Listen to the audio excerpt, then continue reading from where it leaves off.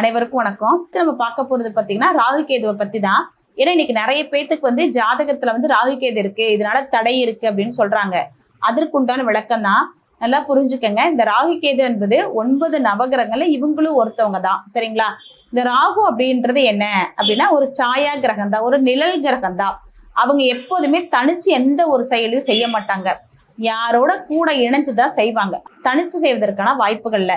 இப்ப மேக்சிமம் பாத்தீங்கன்னா திருமண தடை நீக்கிறதுக்கான காரணம் என்னன்னா இந்த ராகுகேதுக்கு ராகுகே தான் பாக்குறாங்களே தவிர யாருமே வந்து ஜாதகத்துக்கு கட்டத்துல இருக்கக்கூடிய பொருத்தங்கள் பாக்குறது இல்ல. ராகு கேதுகள் அப்படின்ற தோஷம் எதுவுமே கிடையவே கிடையாது. தயவுசெய்து அதை நீங்க நல்ல ஞாபகத்துல வச்சுக்கோங்க. சரிங்களா? இந்த ராகுகேது தோஷம் அப்படின்றது எதனால வந்தது அப்படின்னு கேட்டா, அதாவது சர்ப்பம் இருக்கும் பாத்தீங்களா, அந்த சர்ப்பத்தை யாராவது அடிச்சிருப்பாங்க.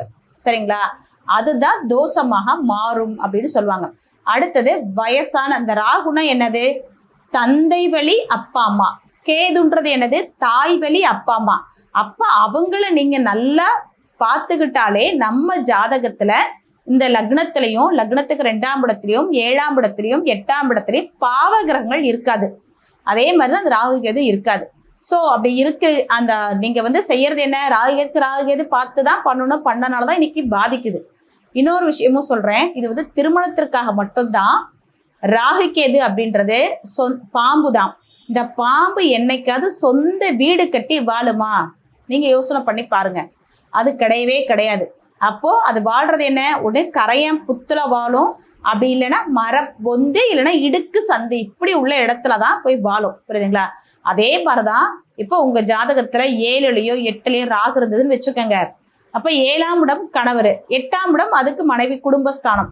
அப்ப ஏதாவது ஒண்ணு தொழில் இல்லாதது, அல்லது வசதி வாய்ப்பு இல்லாம, அல்லது ஏதாவது ஒரு பாதிப்பு உள்ள இடத்துல நீங்க போய் உங்க பையனையோ பொண்ணையோ நீங்க கல்யாணம் பண்ணிக்கிட்டீங்க, கொடுத்து கல்யாணம் பண்ணிட்டீங்கன்னா இந்த தோஷங்கள் பெரிய அளவு பண்ணாது.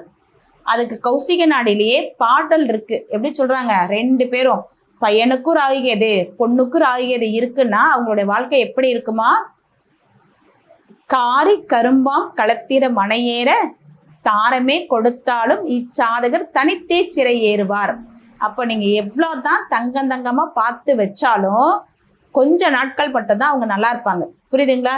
அப்போ ஒருத்தருடைய ஜாதகத்துல பலமாவும் ஒருத்தருடைய ஜாதகத்துல பலவீனமும் உள்ள இணைச்சிங்கன்னா உங்களோட லைஃப் ஆயுசுக்கும் நல்லபடியா வண்டி ஓடுறதுக்கான வாய்ப்புகள் உண்டு. லக்னத்துக்கு 7ஆம் இடத்துல ராகு இருந்தது அப்படின்னா தூர தேச பயணத்துல இருந்து உங்களுக்கு வரன் வரும்.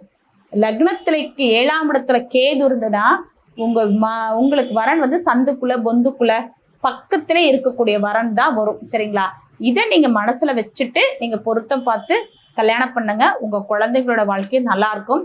இதற்காக பரிகாரம் பண்ணணும், பூஜை பண்ணணும் அப்படின்றதெல்லாம் வேண்டாம். தவிர்த்து நிறுத்திக்கிட்டாலே போதுமானது. இதுக்கு தகுந்த மாதிரி நீங்க ஜோசியரை அணுகி பொருத்தம் பார்த்துறீங்கன்னா இந்த தடைப்பட்ட திருமணம்லாம் நடக்கிறதுக்கான வாய்ப்புகள் உண்டு. நன்றி, வாழ்த்துக்கள்.